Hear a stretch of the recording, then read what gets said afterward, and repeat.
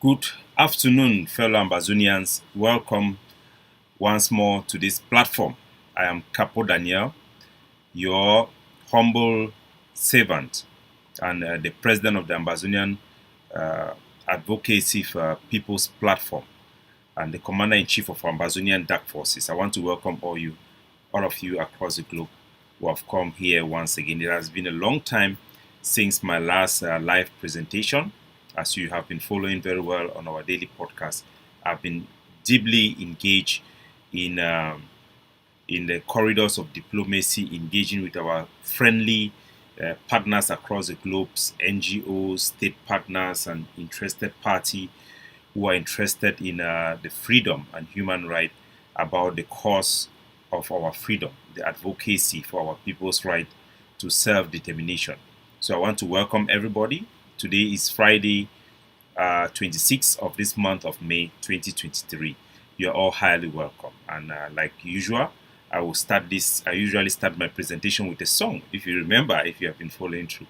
So I'm going to start with the music from Ground Zero, and that is going to launch us into the introduction into this review. The program today is titled The Review of our Liberation Struggle. So let's go right straight to it.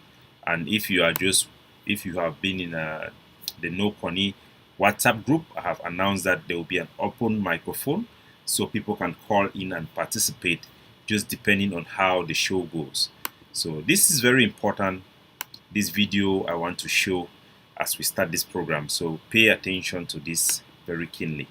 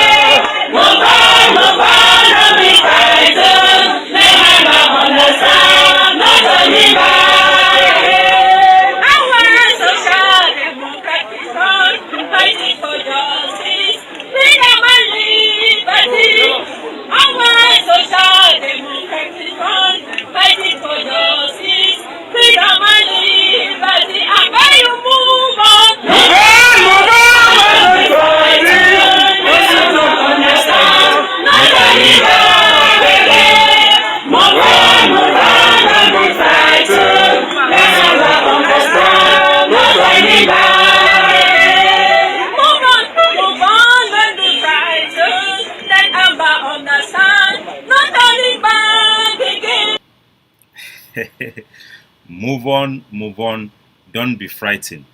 The Savior, our Lord God, the Creator of heaven and earth, understands. No turning back, they sing.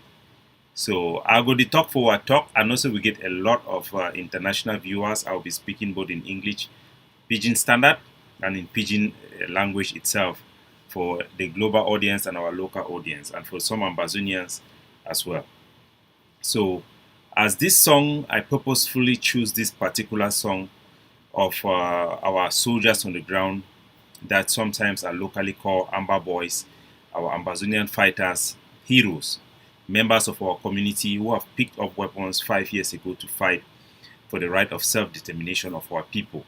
And you can see our population behind, our mothers, our children, everybody, the whole community across Ambazonia, from Fako to Lebialem, to Ngokitunja, to Ndonga Mandung, to right up to Moyojob, and everybody, Miselele, they came out in their number to demand for one thing, for separation, freedom.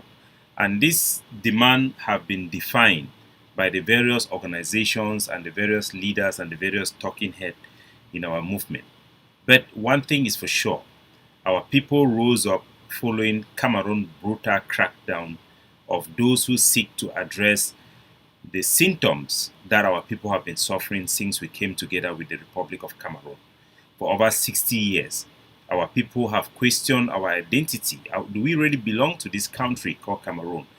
With the marginalization, with the discrimination that was going on. And this came to its peak when the Cameroon state banned the consortium that was speaking on behalf of all the civil society in Ambazonia, and started beating up students, humiliating our people, doing kale kale, something we have been used to.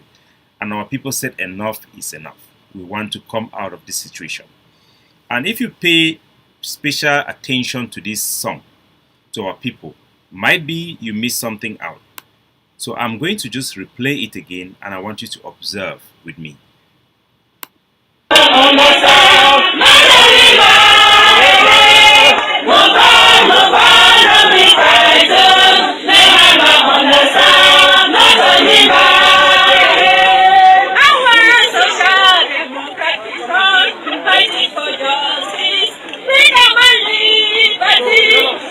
So una hear wait the mami the singer, and una look the population, and this video capture exactly the real reality on the ground of our country and of our struggle. Our boys carrying the Ambazonian flag, and our mothers singing with the crowd, not talking about Ambazonia necessarily, but talking about Social Democratic Front, because they are singing in desperation. They want help, and they are singing. This song was a song that we used to sing for the SDF. They are singing our Social Democratic Front fighting for justice. But we know that they are not supporters of SDF anymore. We know that SDF have been relegated from our social media space and from our community.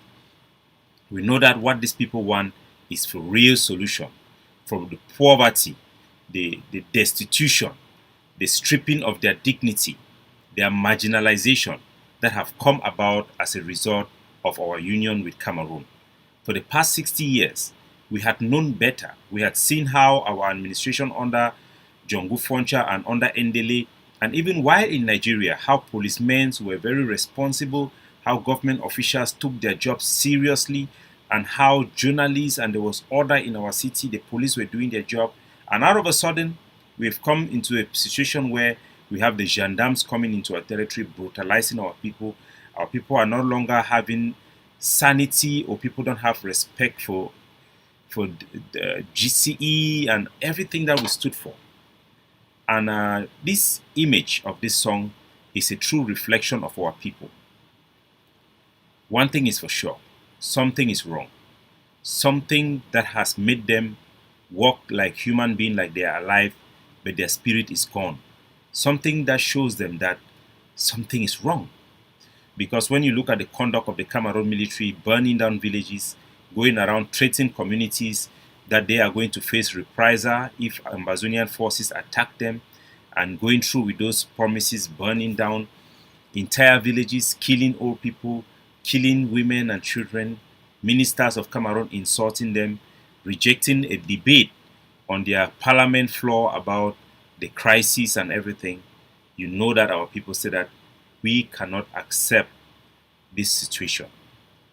And it is for the leadership, it is actually for the activists, it is actually for those who know better, those sons and daughters who have been educated, to help define to our people and elevate to our people, articulate for our people the very essence for their struggle. And the diaspora have stepped in to play that role. Unfortunately, for the past 5 years, we have gone through a period where we have had excessive lockdown, people declaring lockdown not because they want to add value or to fight and push the agenda of the people's rights, but simply because they want to show power. And this have weighed down our people. Our forces on the ground have not been disciplined and have been used repeatedly to show up leaders in the diaspora, and for just showing up sake. Leaders who don't want to seek for power, to use it to help the people, but mainly because they want to seize the opportunity to position themselves for their own future that have turned out not to even reflect the interests of the people. So our people who are very vulnerable have been taken advantage of. We have had scandals from corruption in the IG, people receiving money from La Republique, signing deals with CDC, soldiers being transformed into protection forces for economic interests in brasseries and in CDC and petroleum and many other things, and our forces sometimes turning on the population to prey on them because they also have been cornered and have been abandoned by the leadership in the diaspora and the various organizations, and we have had a series of cases of kidnapping that have led our people who are so desperate to question themselves, is it worth it? Is it worth our fight anymore? Is it worth fighting for this fight anymore? And today I am going to review our liberation struggle and show you exactly how we can move forward as a people and how we can restore this people-centric driven liberation movement as it all began some 6 years ago. So I want to take you through this journey with me. And our focus is genuine. Our people's desire for freedom, for respect of human rights, for respect of institutions that empowers them to be able to be productive and create jobs for themselves and live a life with dignity is genuine. And our cause for separation and questioning and challenging Cameroon's sovereignty of our territory is genuine, is just. But are we going about the right way? Are we doing things the right way? Can we win this war? Is it worth it? And these are the questions I want to answer to you today, with solutions that will help and move our struggle forward. So, ladies and gentlemen, as we start this program today, some of our people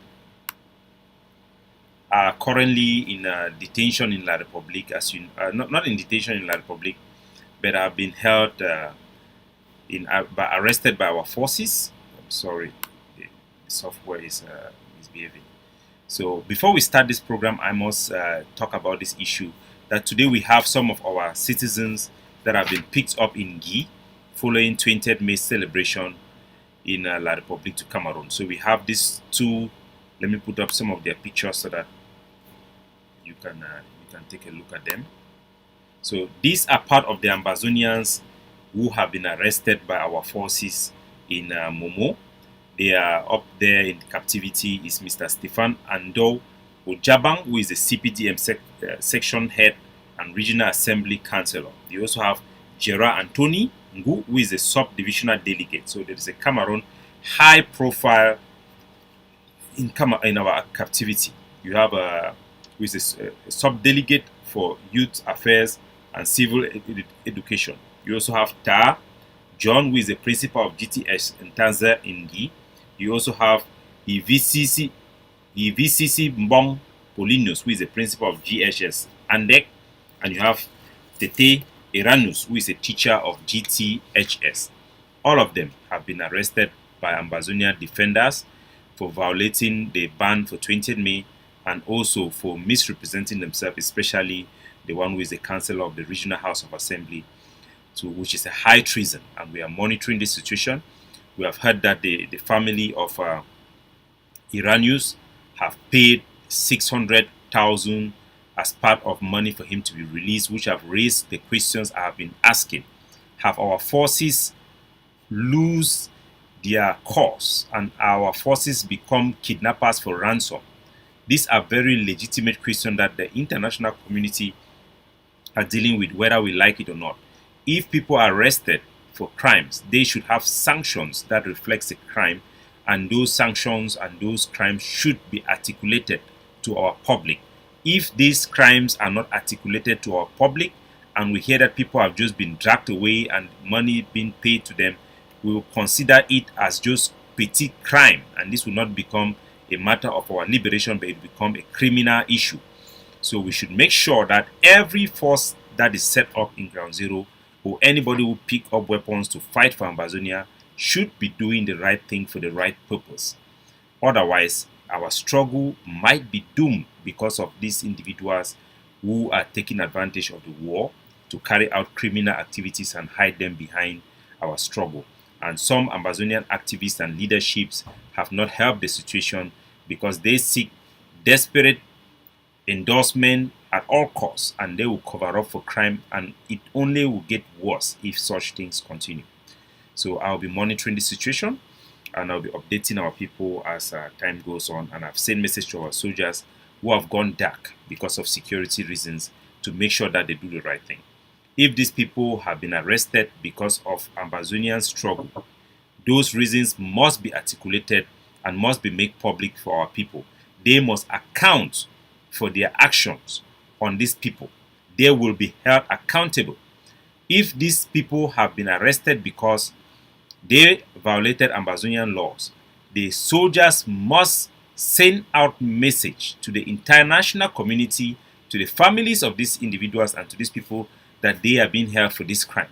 And the punishment for these crimes should also be articulated, and it should not just be financial money, financial purposes. Because if it is just financial purposes, with all the money that Cameroon take from our petroleum, they can as well just bribe us to continue to keep us in slavery.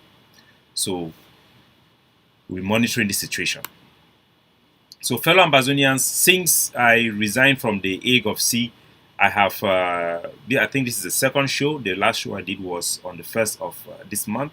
So it will be very important for me to recap what had happened so that our people, we can move forward to the next presentation. So as you know very well, I had resigned because of very serious violation of public interest by decisions of the leadership of the Hague of Sea that had put the group's interest ahead of our state interest. And that was my belief, and time have proven me right.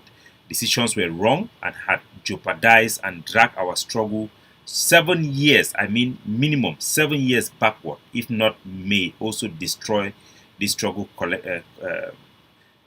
destroy the struggle as well. So I could not stay, and my resignation have saved our liberation struggle because it has rekindled hope within the international community that somebody gets it and there might be an emerging leadership that can be responsible and that can put our people first and attracts the type of attention that can help to resolve this war once and for all. So I will take you back and I will play you a clip that will explain to you some of the wrangling that have been going on social media between me and the Hague of Sea. And let me put all this in one go. So I'll play part of the video as it all started so that you can see, and then we'll move on.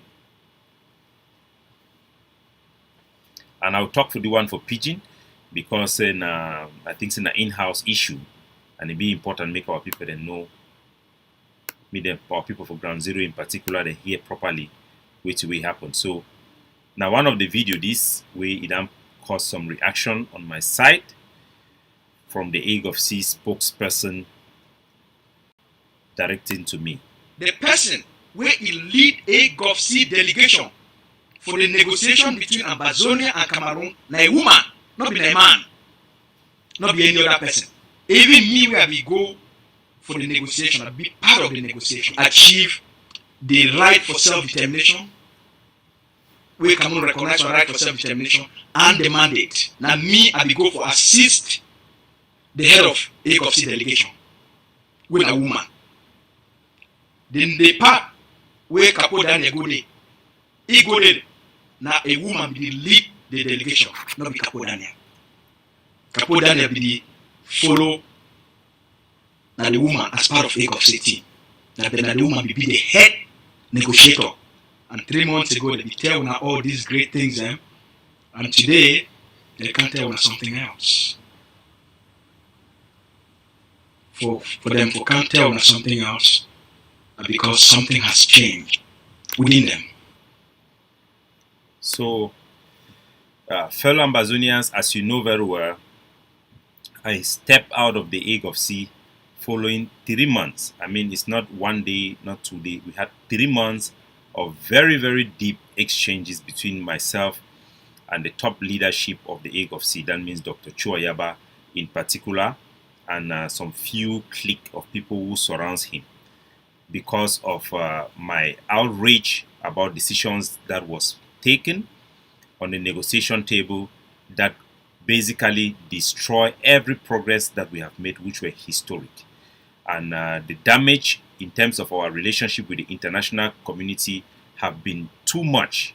We have seen the result with Cameroon being given opportunity to revise their relationship with the United States, their loans to the IMF, and our forces on the ground been increasingly being labeled as extremists as a result of the international community losing faith in our ability to be reasonable, and they kind of see us like a belligerent faction who simply are just warmongers.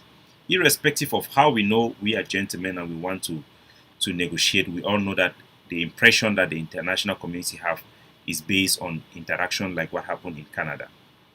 And I was intending that after my resignation, the AGOFC will have a retrospect and we can actually work together or even collaborate. But this is I will say, my former friend, who is the current spokesman being sent out by the AGOFC to come out and lie. Let me say, Lucas just come out for lies on lie way. You go wonder what is going on. Lucas is a member of cabinet of the AGOFC. We ran get several cabinet meetings.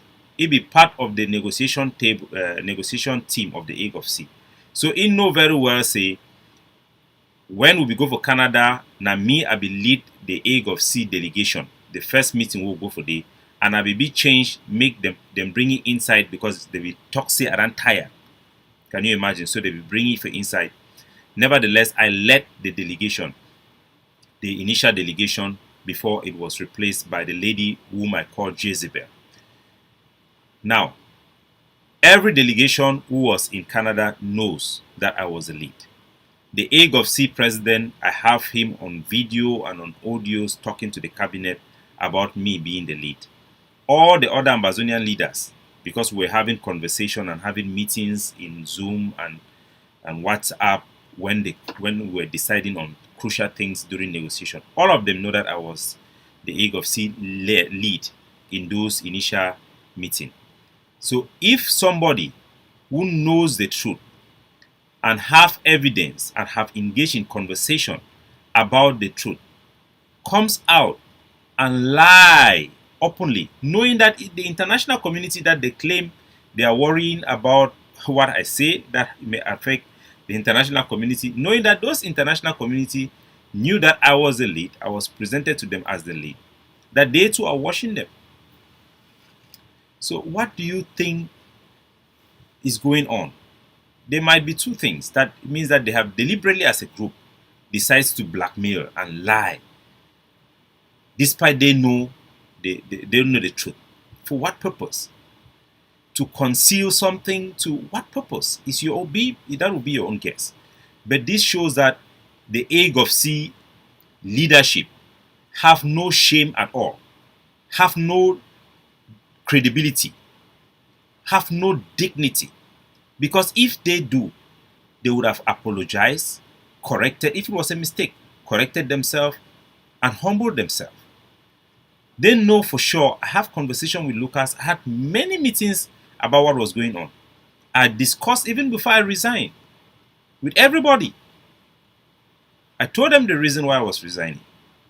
So out of a sudden, they want to blackmail me. And now they are intimidating those who support me. There is one General Ivor, he's called General Ivor on Facebook, who have been militating for me, and many other people have been militating for me. They have been intimidated. Their identity have been exposed to the enemy. They are being hunted down. That General Ivor now, they are accusing him that maybe it's my fake Facebook. But the same people have been receiving contribution from him. And there are many other people that have been doing the same. Doing the same to the soldiers. They go and tell some soldiers, Capo Daniel number, they track Capo Daniel number. Me man not talk with Capo Daniel number. Not knowing that they are cutting off the very vital intelligence and advice that I provide for those soldiers. Today, the lone head of the ADF wing that was in Boya have been compromised as all this wrangling is going on. Now, if they can do this to me and my followers, me that have represented them in the highest level, giving them the credibility that they have, introduce them to the Ambazonian people to be accepted in mainstream Ambazonia, my own security was compromised by them. That means information I provided to limited member of the leadership of the AGOFC about my personal security have been leaked to the enemy. And I cannot say it, though I can't say it publicly, but I've told other leaders about this incident. They have leaked this information to the enemy, which means that they could kill me. And this is the problem we have had in this our struggle. When people we disagree with, or people are willing to do anything to protect their group, not the public interest, including destruction of our people. The last soldier, ADF soldier who spoke to General Ivor before he was killed, have reached out to me. And it's also saying, that General Ivor was not talking to the ADF, which he told me. He just confirmed that information. He was with General Ivor when he was in Ground 1. They were living together. And John Igiwan of the IG came to Nigeria and was trying to see General Ivor. General Ivor had dispute and argument with members of the ADF because of some weapons he wanted to buy, and they were trying to control him like a kid. And he was pissed off with them. And he knew in the back of his mind, according to what his friend is telling me, that the AGOFC were more worried that he may join the IG because John Igiwan was there. So if they can behave like that to me, why would some of those ADF soldiers not think that their hands is in the death of General Ivor if they can behave like this to me? And this is the reason why a very noble struggle for our common people have stalled and have made our people to be questioning whether it is worth it or not. And to think of the possibility that they could never think of. Because when they look at people like this, who come out to discredit people, to lie about people, to even expose people for assassination, for only to protect their group, not even to protect Ambazonia. If their point was that Capo Daniel is compromised or something like that, how would you even justify that Capo Daniel could be? So this is the AGOFC. And the good news for our people is that the war knows better. And the war we have been engaging in diplomacy robustly, far beyond the AGOFC combined have been doing the time I was there. And I can assure you, I'll be carrying my first international trip to the European Union at the end of this month to engage. I will not be doing those type of shady deal and private secret things on your behalf. I'll be telling you exactly what I'll be doing on your behalf. I'll be traveling to Europe at the end of this month to engage with members of the European Union positively, to reassure them about Ambazonians' commitment to international law and to viable solution to our people that will secure them a victory and an independent homeland in a reasonable and a rational manner. I'm going to continue this journey with you. I'm going to advocate for you robustly. I've gained the reputation internationally for you and the credibility for the international community for representing our people. Right now, as the most influential activist who speaks on behalf of Ambazonia, I have taken that responsibility to lead this struggle away from Dr. Cho Ayaba, who have betrayed our people in negotiation, losing the historic gain we have made for personal benefit. Just like Lucas said, I even saw my own sister, the woman of God, Immaculate, who posted something that they have crafted in ACN, stating that we were not even expecting anything from the pre-talks and that Cameroon was not acting in good faith. What a shame. So why will you engage in negotiation if you believe Cameroon was not negotiating in good faith? Why will you come and tell the Ambazonian people that we achieved historic victory in that negotiation if that was not the case? So you are willing to just lie and even bring down the things that we have won. Simply for what? What I want our people to know is this. The Cameroon government offered. It's not that we Ambazonian we ask. The Cameroon government offered to release prisoners. They brought lists. They asked us to submit our own list. They took time and I actually fit the name of prisoners. And I actually told some of those prisoners that they will be released because it was sure. They actually offered ceasefire. with very little obligation on us. All we need to do was to stay in our barracks and commit not to attack Cameroon military. And they said that even if some forces go ahead and attack Cameroon military, they will not blame it on the entire struggle. They will focus on that force and fight only that force, while they keep maintaining their communion with us so that we can actually negotiate. And the AGOVC, because they have sabotaged that peace deal, because they are power monger, they are people who are hardliner, who just want to fight until all of our children are killed. They have come now to tell some of their blind followers that it was a lie. Cameroon was pretending. Cameroon was not acting in good faith. So if Cameroon offer you prisoner release, why don't you accept it and facilitate the process and see whether they will release it or not? So do you think that Cameroon will come and say that we want to release prisoners and sign commitment together with you and the Canadian government? You have heard researchers come out and say that the president of Cameroon authorized that negotiation, despite what Rene Sadi have said. So how can you even believe yourself? How will anybody ever believe you? Because you will never have any negotiation that is better than this, with such level of high commitment. So if you said that negotiation was rubbish, why did you even sign the commitment? Because the AGOVC signed. They signed for ceasefire. Cameroon offered ceasefire. And we accepted it. We signed it. Then later on, the AGOVC leadership sabotaged it. Because the only thing for those things to happen was, how do we announce it for the people to receive it? The Cameroon government said that let us first arrange for the ceasefire, because they did not believe that we wanted ceasefire. I was actually thinking that the Cameroon guys were crazy, because I actually thought that we, Ambazonian, we wanted ceasefire because they are fighting in our land, they are killing our own people. So the Cameroon government said that we don't believe that you people want ceasefire. We believe that you people just want this announcement to use it for propaganda against them. So we must first have the meeting to arrange for ceasefire before we even make the announcement. And if we make the announcement without making arrangement for ceasefire and prisoner release, we are going to withdraw. That was the warning Cameroon gave to Canada and to us.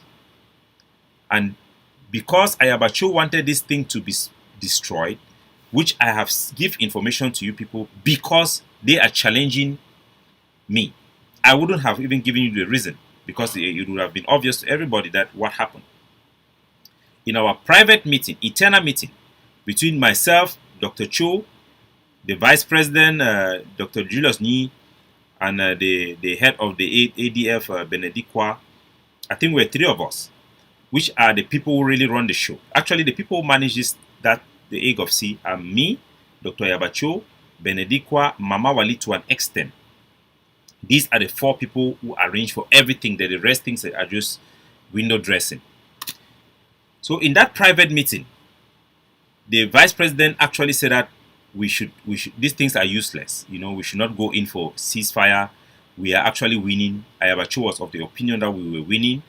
We were winning militarily. The Benedictwa was of the opinion that we were winning militarily, and so this thing was not good for us. That ceasefire is not good for us after we have committed. And I almost say like, but are you guys normal? I am the one doing the propaganda. It looks like you guys are now believing my own propaganda. You are believing my propaganda, We are not winning militarily per se, because we are just resisting. We have made the territory ungovernable, but we are not beating these guys. We cannot have a military victory against La République du Cameroon. So for you people to be thinking that we are having a military victory, we can win these people, it means that the Cameroon were actually right in their assertion of our struggle.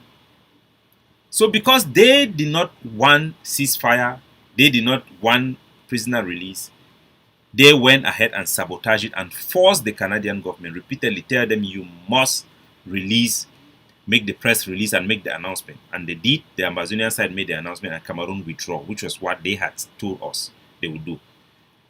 So it's not acceptable for me. First of all, I have come to realize that the hardline position of the AGOVC is irresponsible and may lead us to a total loss. If we follow that road, we will lead to a total loss. We will lose this war. Because if we want to beat Cameroon militarily, we may have to fight for the next 10 or maybe 20 years.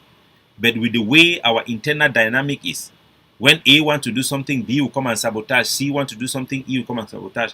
So even in the next 20 to 30 years, I don't even think we'll be able to be better.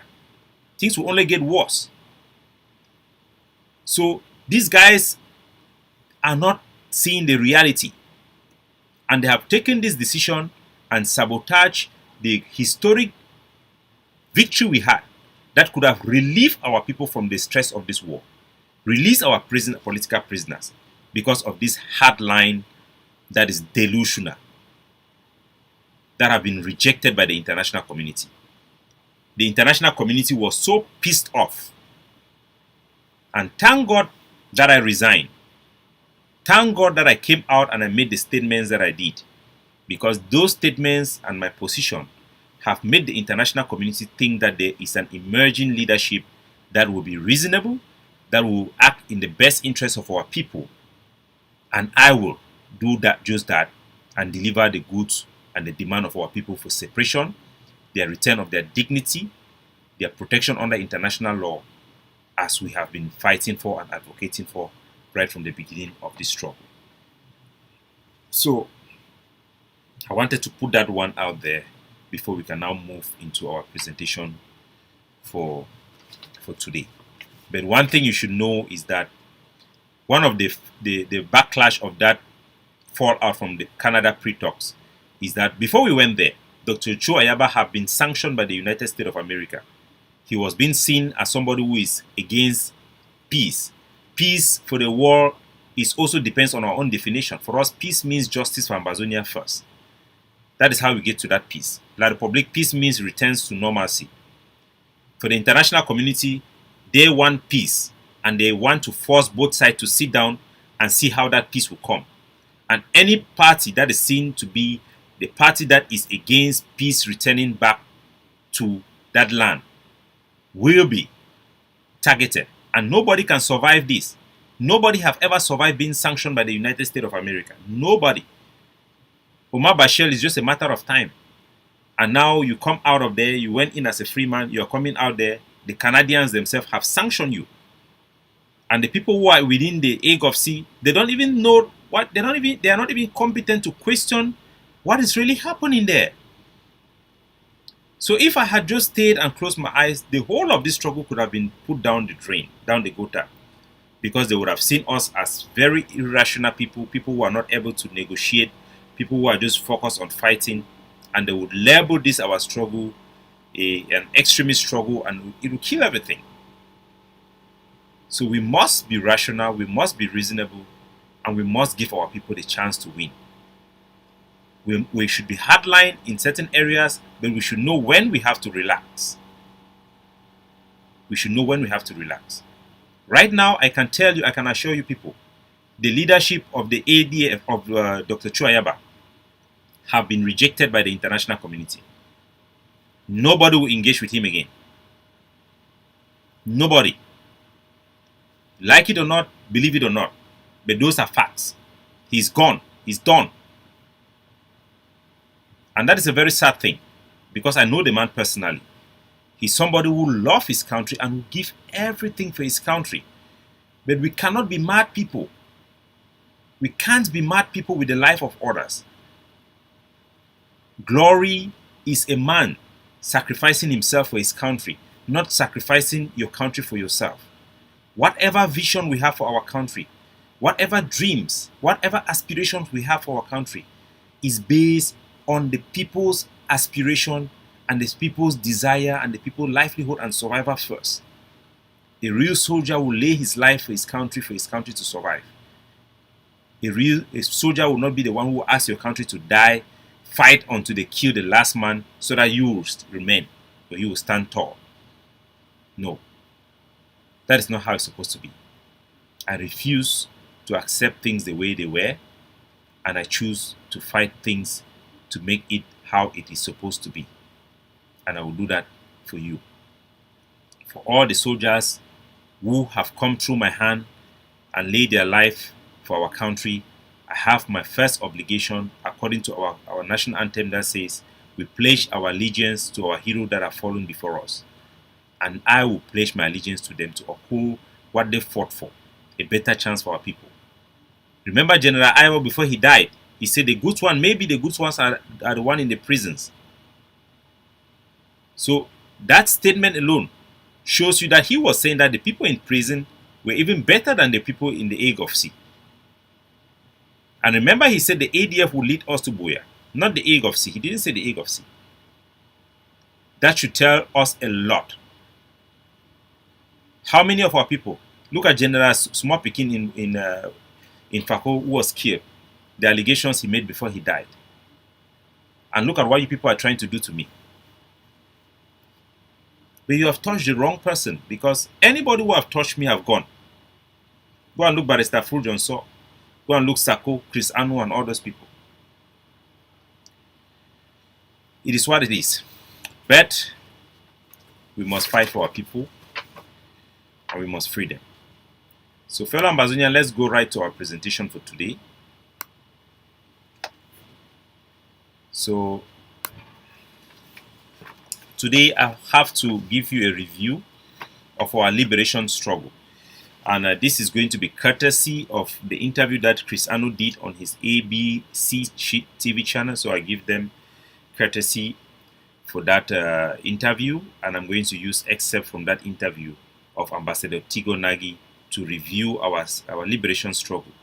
Because I've engaged with the State Department of America as well, and with many top officials there, some who were previously helping us, who have just abandoned their effort to help us, and some who really wish us well, and they are really observing us from a neutral position and are offering their advice. I'm going to accumulate all of those things, and by next month I'll be addressing our people, giving them a measured speech about the way forward.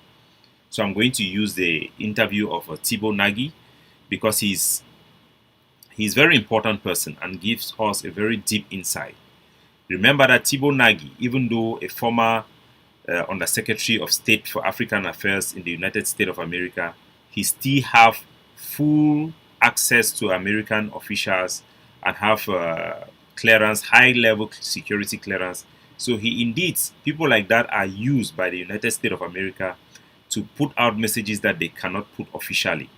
So do not underestimate what he says, because what he says is exactly what he has been saying to us privately, and what the United States top officials who are in active duty are also saying, and the diplomatic corps across the globe. And this interview with Chris Anu really gives us exactly what he was saying. And it says about a lot of stuff, which I will just run that through to you. Eventually, after this live show, I'm going to cut this video to various excerpts so that people can easily access topic to topic. So let's go straight to the video, and I will play them. And for my country people, I will talk also for pitching so that I'm hear. Sometime I forget una, because the internationalization it then became the cash week. But we'll be in a country man. We'll not be forget our own people. We'll not be forget place we come from. So I will see talk come for we all my country people then go to hear we very very well. Especially our soldier them. I call una cafe una they hear me. So maybe we'll go for that video with Tibo Nagy and put them una hear wait talk I don't record the video for put only the important part them. And those part them I will take them for explain for una our struggle very very well. So maybe we'll go straight for the video now. So now the video this as it load, I go come for explain for una wait see it talk. Maybe we watch them together.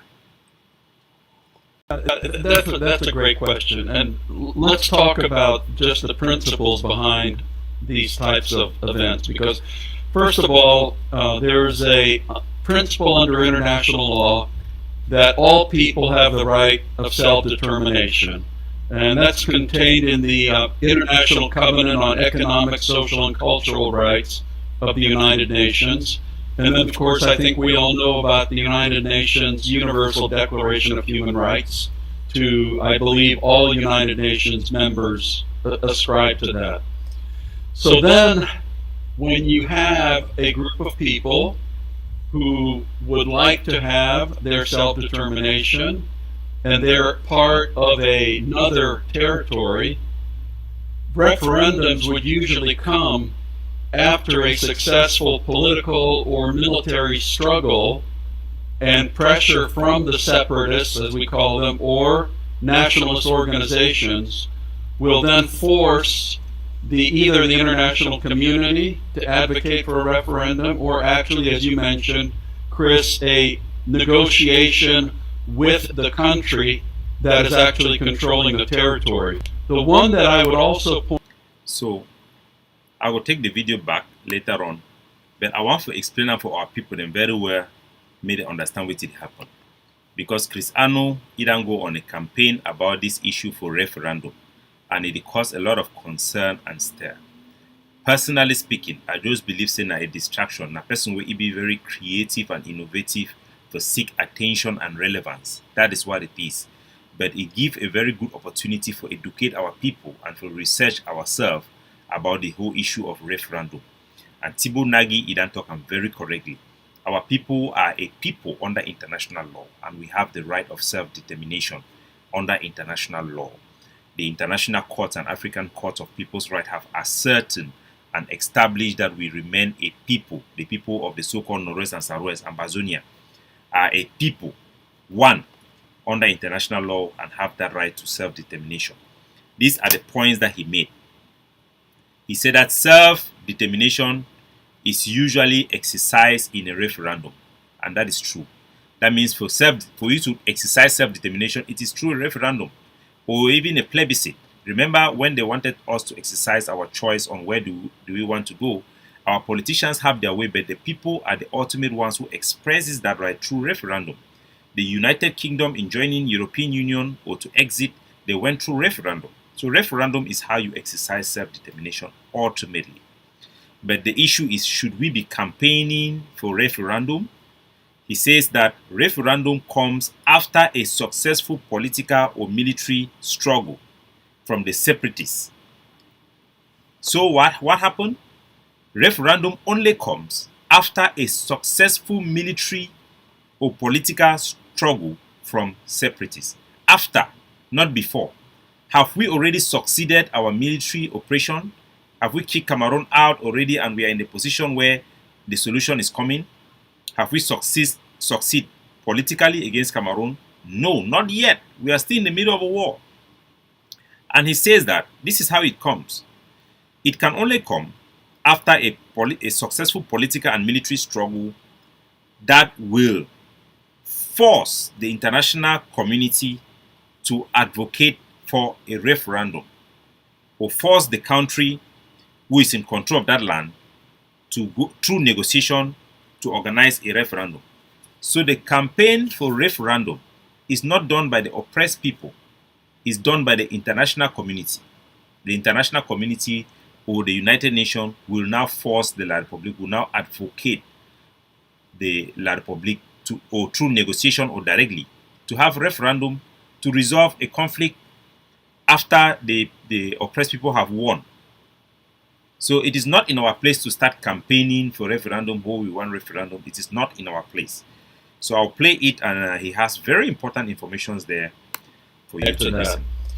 So then, when you have a group of people who would like to have their self-determination, and they're part of another territory, referendums would usually come after a successful political or military struggle, and pressure from the separatists, as we call them, or nationalist organizations will then force either the international community to advocate for a referendum, or actually, as you mentioned, Chris, a negotiation with the country that is actually controlling the territory. The one that I would also point you to is the case of Bougainville, which is a territory of Papua New Guinea. And that, I think, would be one that would be fairly close to the case of Ambazonia, because they've had a civil struggle. There was a peace agreement between Bougainville and the government of Papua New Guinea. Then they did have the required referendum in 2020, and 97% of the people voted for independence. and now they're in the process of trying to make that actually happen. So each of these situations is very unique, but the key word, I actually agree with you, absolutely. So we see the talk for in case for Bongensville. Now one of the struggle way I ran share on the video. They fight two Odeshi, they don't do the same like Ambazonia. Their flag almost similar with our own. And at one time they were almost crushed. But they're very united and they presented their case so well. They went into negotiation, and through negotiation, they had a lot of give and take.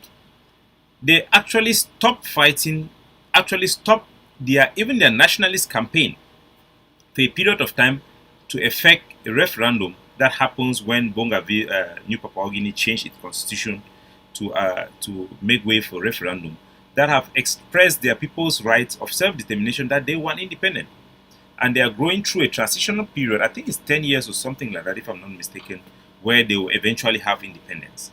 So that is a journey of a similar case like Ambazonia. And let us hear what he wants to say, which is very important from here. Is united. That is one of the reasons that I have been so adamant in encouraging the community to be united in its point of view, because to get to the point that you are mentioning right now, it is so critical for the community to advocate to the United Nations and to allies around the world, and yes, even to the government at Yaoundé, what the community wants. Because I guarantee you that the government in Yaoundé would pay attention much more if the Southern Cameroonian community comes to them with a united voice. And it goes to the United Nations with a united voice. And it goes to the governments of the United States and the United Kingdom and Canada and Germany and the European Union with a united voice. That is why that is the first critical element, because before the community can take step one, it has to speak with a united voice. So, wait to wake Tibo Nagidi talk. He say our people, they need to speak with a united voice. They need to take their case to Cameroon. They need to take their case to the United Nations and to these 5 countries, Germany, USA, UK, EU, and Canada. And at these same 5 countries, including France, and at these 5 countries, them, we then be the back this Canadian talk will be happen. Now, these 5 countries, the way they be supposed to come up for support the commitment and guarantee the real negotiation will be supposed to start after the pre-talks. These 5 countries, them specifically, they be the wait for the announcement. Say once the Canada government go announce, they go come in for Twitter. Also, their foreign minister them or their president they go announce for congratulate Ambazonia and La Republique, so that negotiation will start. Then the Canada go announce the negotiation. Una instead come out, they go attack the foreign minister of Canada. When una know so una already secure a commitment way include independence. Why? What type of a hard line is that? You people attack Canada, distribute them, put their credibility on the line. Do you know the ramification of that to do that to an international partner? We just want to show we are strong when we are supposed to be humble, to beg the international community for opportunities that we cannot get by our own power. And today people have ruined everything. And you want to go out to blackmail those you are afraid may tell the people what actually happened. So this, what he is saying is very important, which is what I'm going to do.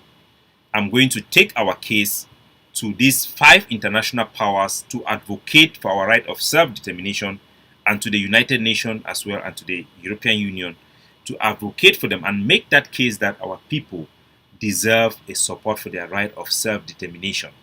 Our people have been stripped of all the international protection under the International Human Rights Declaration. And I'm going to make that case with substantiated evidence to present to the people, to the world, why they need to solve our own case. And we need to do it in a specific way. And I will let him speak for himself, because I can always have my podcast to advocate on how those things are best done. But I'll let us hear what Tibo Nagy said. First of all, he said that a united front. We have to be united in our ability to speak to the international community. Are we united? Can we unite? the answer to that question is very no. We are not united. Can we unite the way people are thinking that the AGOVC, the IG, and all this group will come together? No, we cannot. Why? Because even the pre-talks, the pre-tour, where I brought that initiative to the AGOVC that we should have this pre-talk. In Canada, where we were supposed to have the IG, the consortium, the APLM, the IG, and everybody's supposed to come together with a representative. Nobody showed up because everybody's worried that if I come, the agency will look good. The agency is worried if the IG comes, the IG they'll use it as a case against the IG's legitimacy, and everybody have been stalled. So all those models for us to unite have failed. The only way for us now to unite is everybody in ground zero, all of our people in ground zero, line up and round up and align themselves behind me. Why? Because right now I am the only Ambazonian leader in the diaspora who is in touch with our people. All of the rest have lost touch. All of them have lost their mind. They are now either so tied up with their own groups and their own leaders that they don't even care. As a matter of fact, they don't care about what happens to Ambazonia, so long as their own group or their own imaginations of this struggle is not catered for. We have seen how soldiers are being neglected. We see how they even select the type of victory they celebrate. Somebody will never celebrate the victory of another group. Do you think those type of people will come together?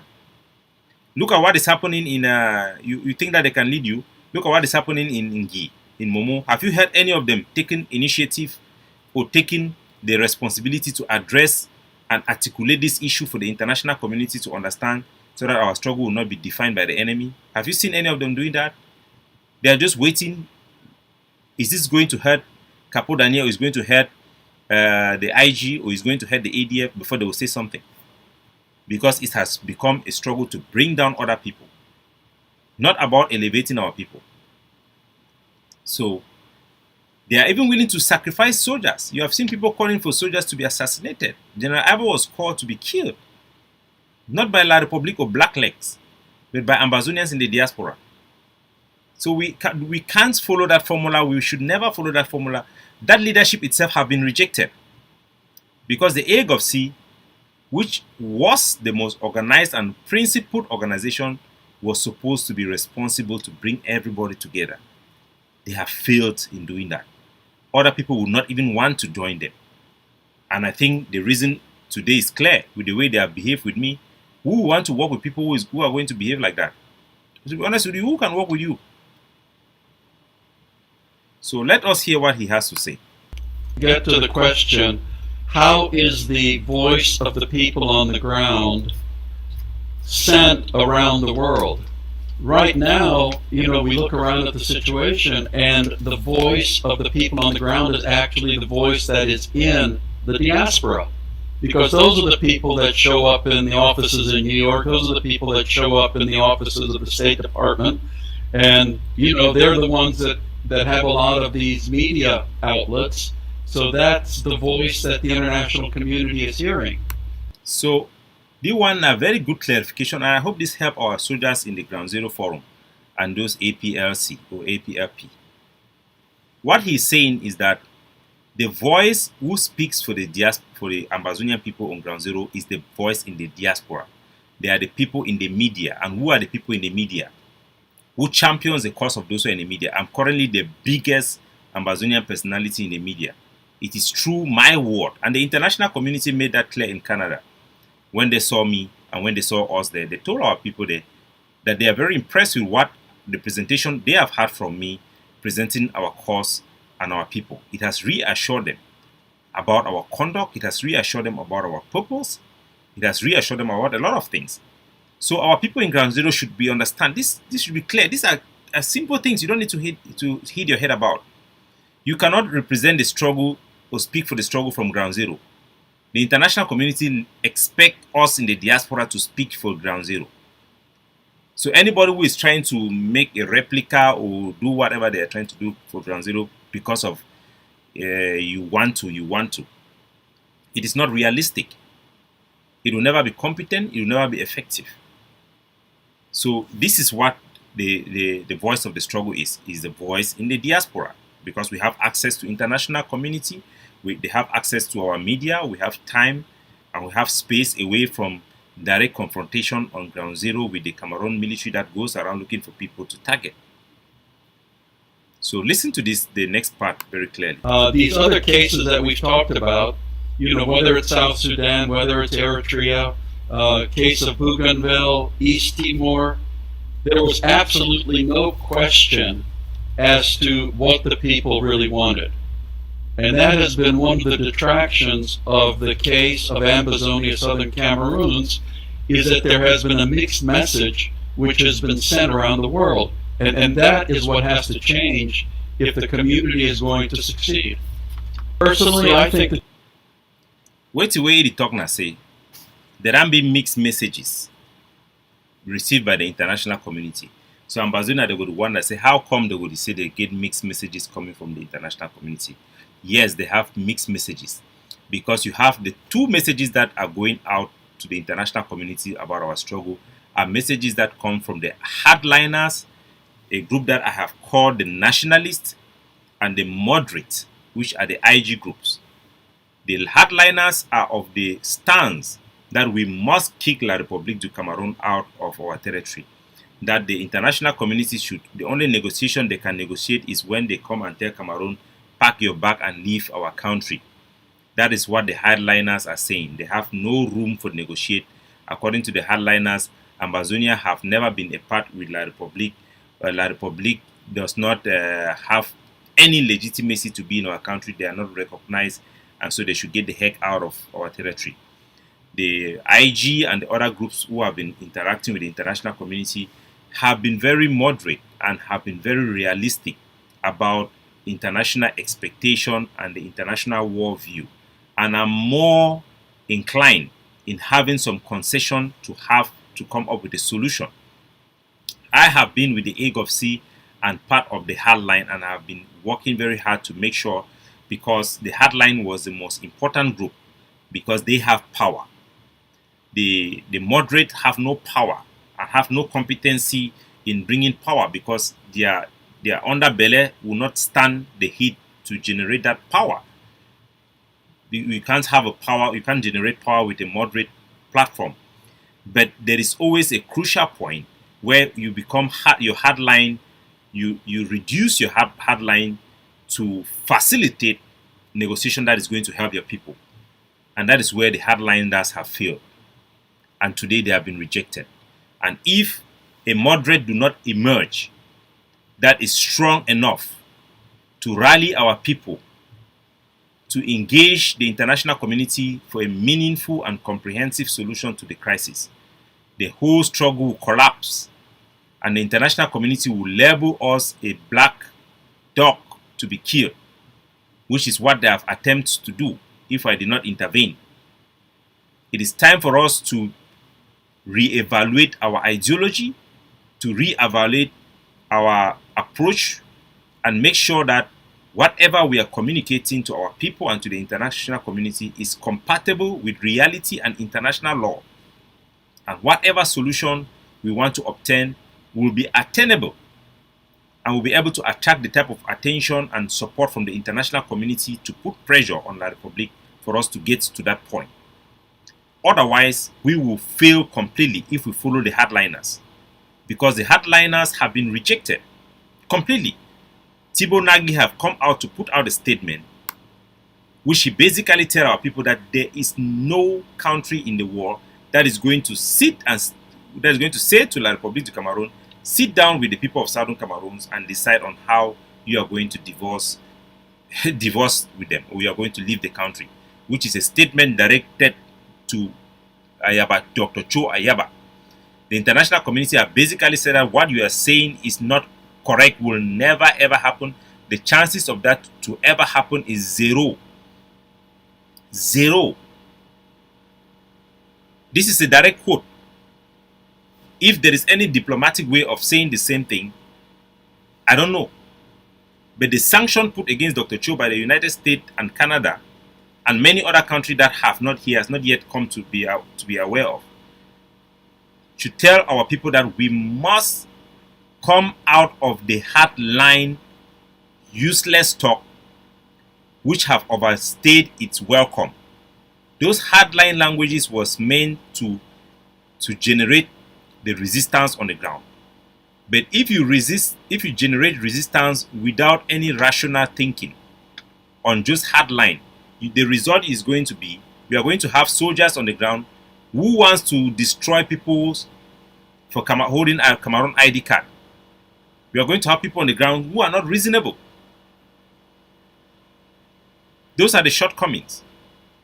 And we have come this far to learn all these things. And we must be able to adjust ourselves when things change and when the signs change and when the international community are adjusting, because they are very crucial. So let's finish what he was saying. That is saying that the people are saying this is what we want, or we want to see. If the people are saying that with one voice, and that is the voice that is heard by the entire international community, and if the point that is made is that under the current situation, the people of Ambazonia do not have their full rights, privileges, and dignity as prescribed by the United Nations Universal Declaration of Human Rights, then their chances would be good. But again, I get back to the point that everybody does pay attention to who is the messenger. So this is very important, and our people should know. Everybody pays attention to who is the messenger. If Dr. Cho Ayaba is the messenger, our case is closed. It has been rejected. He has been rejected. He has been rejected for being such a hardline that refused common sense solutions that would have helped his people. Because of that, he has been labeled black. And I don't say that with any joy in my heart, because he's somebody I've come to respect like a brother and a friend. He's a comrade. He's a patriot. He's a blue blood Ambazonia. Make no mistake about that. I will never question his commitment to our cause. But his hardline position have made it impossible for him to make any progress for us. As a matter of fact, he will drag us to hell. He will drag us to hell. And listen very carefully what Thibaut Nagy said. He said, everybody pay attention on who the speaker is. Right now, I have stepped into that position because Dr. Cho have completely messed it up. He has completely messed it up.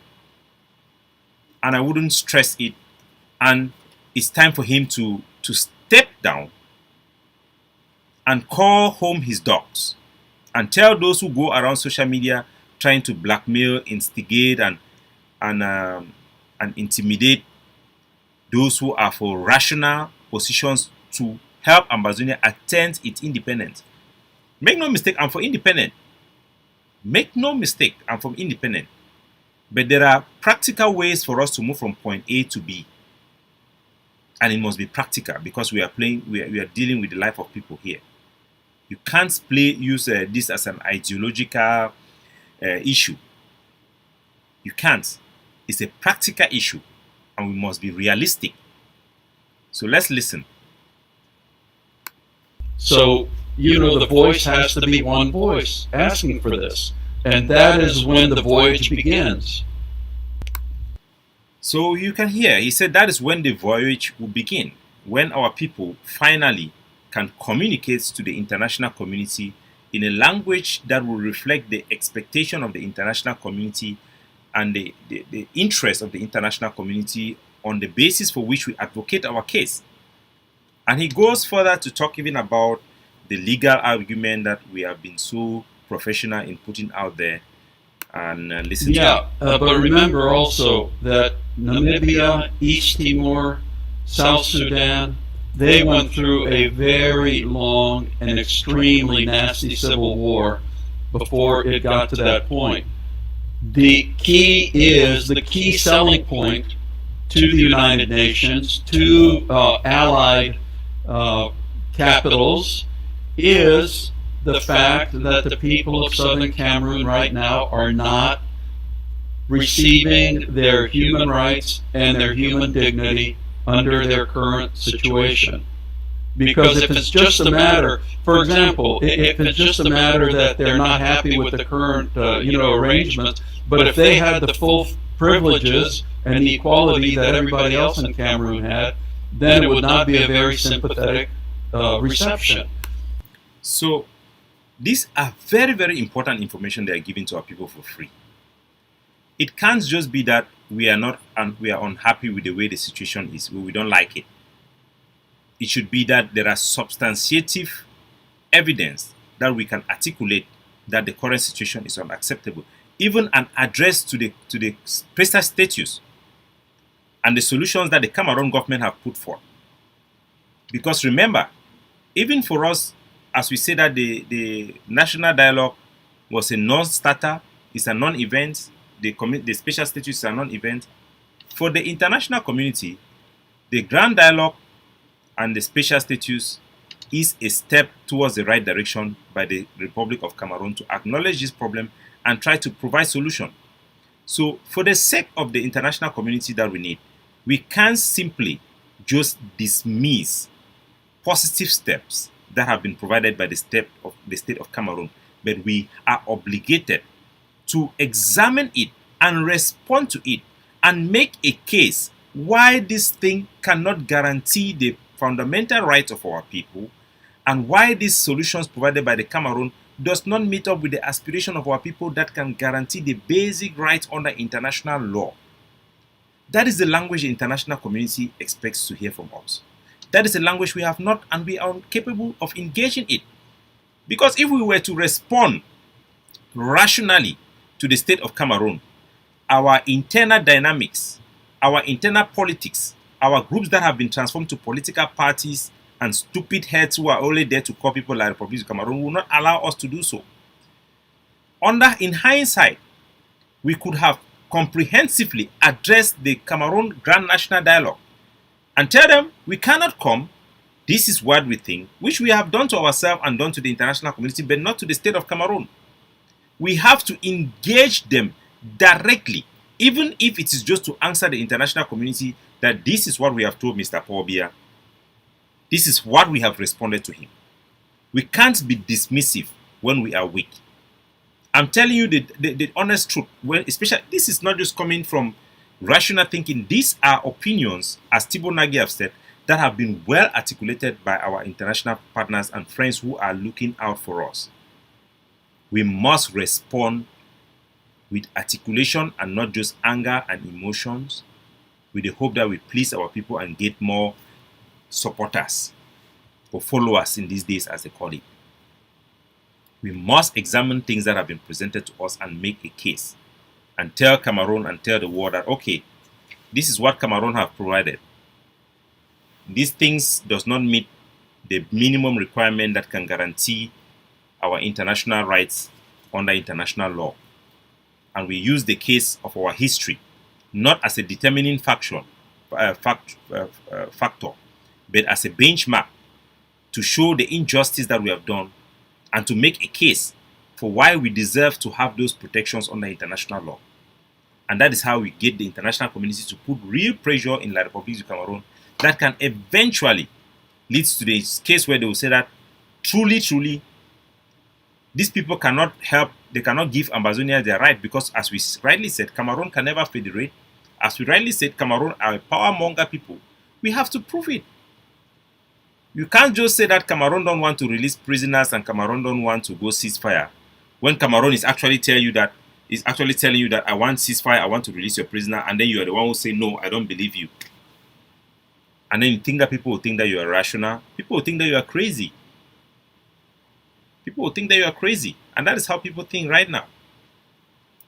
So we have to be very rational, my friends. But we all know how terrible the situation is in southern Cameroon. So that is the point that needs to be sold by the community to the international audience. Because that is the pole that you put your hat on. Yeah, I'm sorry. He couldn't say it any better. that is the pole you put your heart on. If there is any hope for Ambazonia to have anything from this struggle and for all the sacrifices we have made, it is right now, as I tell you, for our people to come together and be smart to leverage the fight we have had so far, to leverage the atrocity Cameroon have done against our people, to make a case that people can actually listen. It is the time now. If we wait too long, every victory we have had on the ground will be ruled out by Cameroon, and we'll get to a situation of total loss. This is not a joking matter. People take offense, but as I've said over and over again, I deal with reality, not with fantasy. And, we can all imagine, you and I, how we would like the ideal world to be, but we live in this world. Some people will say it's a fallen world, and, we have to deal with that. So we can have any number of conferences, and we can have brilliant academicians, because God knows the community has some brilliant academicians, give lectures on the United Nations Resolution 1608 and what happened and what year and how terrible it was. But it's not going to matter one iota in the reality of this world and in moving forward. So, I know say what people they always take things for joke, because you get some idiots, them I'll call the idiots, and where they will come, they are only for crush people and you make excuses them for use people, them for close people their brain. My fellow Ambazonians, never let anybody do that to you. Keep your mentality intact. Keep your critical cap on and reason. What Thibaut Nagy is saying is not just giving an opinion. He's expressing an underground policy of the United Nations and the United States that is very clear to everybody who knows how things work. What they are saying is that our history, to go and say that because Cameroon did this, without Cameroon do that, we are going to win because we say that, or because we prove that, is not realistic. Because the war does not function. There is no judicial review for decisions that are taken by the international community. You cannot review decisions that are made by the General Assembly or by the Security Council. It does not work that way. There is no world government right now. It is a system that is built the way it is. And we have to know this reality and know how to leverage the injustices that are embedded in our history. It is not useless, but it is not determinative. We can leverage it, but we should not just think that because we are right and we can go and quote this law here and quote this law here and then we will win. No. It is not a formula, mathematics formula that you need to just put in the right formula and then the answer will come out there win. Let's listen to him. Whether or not I offend people, I'm just telling you that's the way it is. If you want someone to come in here and paint a beautiful picture and talk about unicorns and rainbows, then I'm not the right person to do that, because I'm going to tell the truth and I'm going to describe this awful world the way it is and how you can make progress in this current world. Well, here's my question to all the wonderful, dedicated, sincere people who put everything on Resolution 1608. I asked them, so how will that be implemented? How will that matter to the future of Ambazonia? How will that be translated from the paper into actuality and reality? And I have yet to hear an answer from anybody, because they have this magical thinking that somehow somebody's going to snap their finger and the international community is going to magically make the army of the Republic disappear from Ambazonia, and they will turn over the keys to the kingdom to the Ambazonian people. So, ladies and gentlemen, those are the reality we need to face. We cannot ignore them. It is inconvenient. It is difficult for us to grasp and to understand the reason why the war is like that. Why they will be fighting for rights in the people in Ukraine, and they will not fight for the rights of the people of Ambazonia. But that is just how the war is. For the most part, Africa as a whole have just been beneficiary from this international law that was meant primarily for the white people and their interests. We are not part of their interests, we are not part of their people. We just benefit from this case.